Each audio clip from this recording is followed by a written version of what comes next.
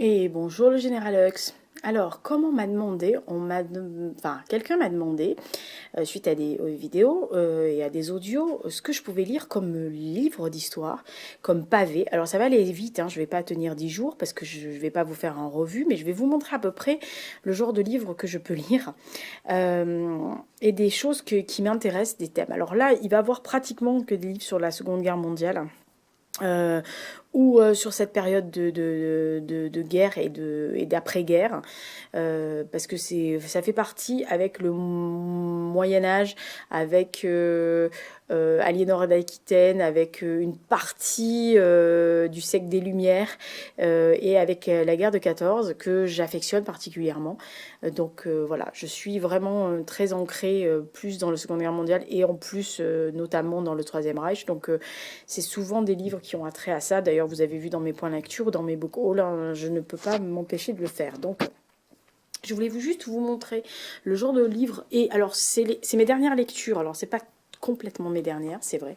Il y en a d'autres, mais ça fait partie des genres de lectures et des dernières lectures que j'ai faites. Donc, je voulais juste vous les montrer. Donc, le premier, voilà, ce genre de livre que je lis. Hein, voilà, je vous montre. Je ne vais pas vous détailler ce qu'il y a à l'intérieur. Je pense que c'est suffisamment parlant. Voilà, donc c'est souvent, alors on me dit c'est des pavés, moi j'appelle pas ça des pavés parce que pour moi les pavés c'est au-delà de 650, 700 pages.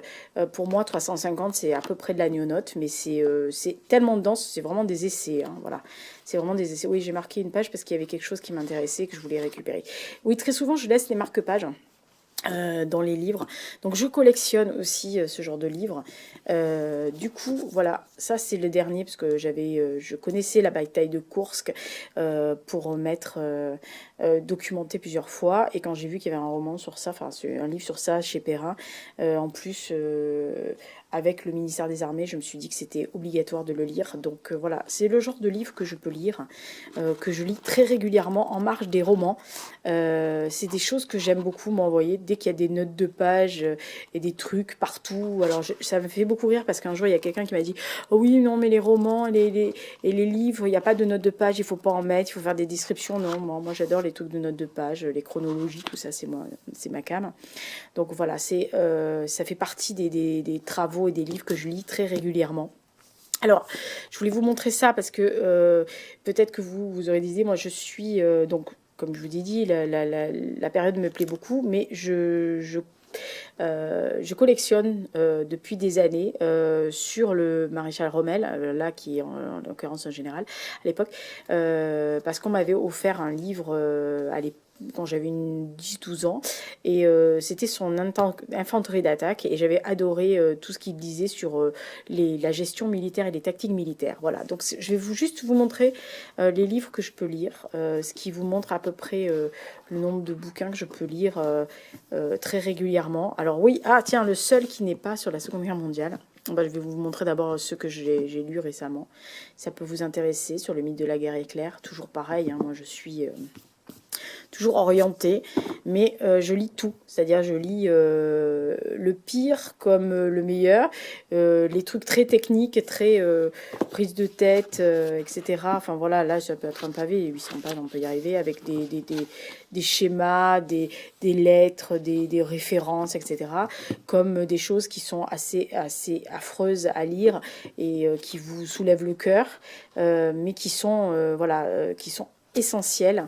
Guderian fait partie avec Rommel des soldats que j'aime beaucoup et dont je lis très souvent des choses sur lui.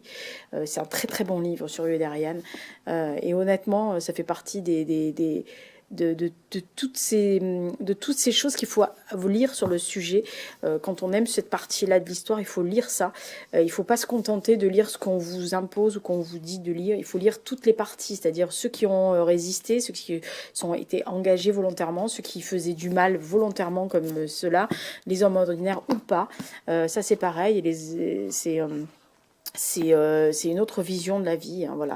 Donc c'est des gens c'est des romans qu'il faut avoir lus. Après, il y en a des pas très gros, hein, vous voyez, ça fait 350 pages, 400 pages en gros, c'est pas énorme. Donc ça, c'est la partie que je lis habituellement sur les livres d'histoire. Et je lis aussi sur cette partie-là, moi j'adore, qui est l'URSS, etc. Donc là, c'est un grand auteur, hein, Svetlana Alexievitch. C'est quelqu'un que j'aime beaucoup. C'est chez Babel.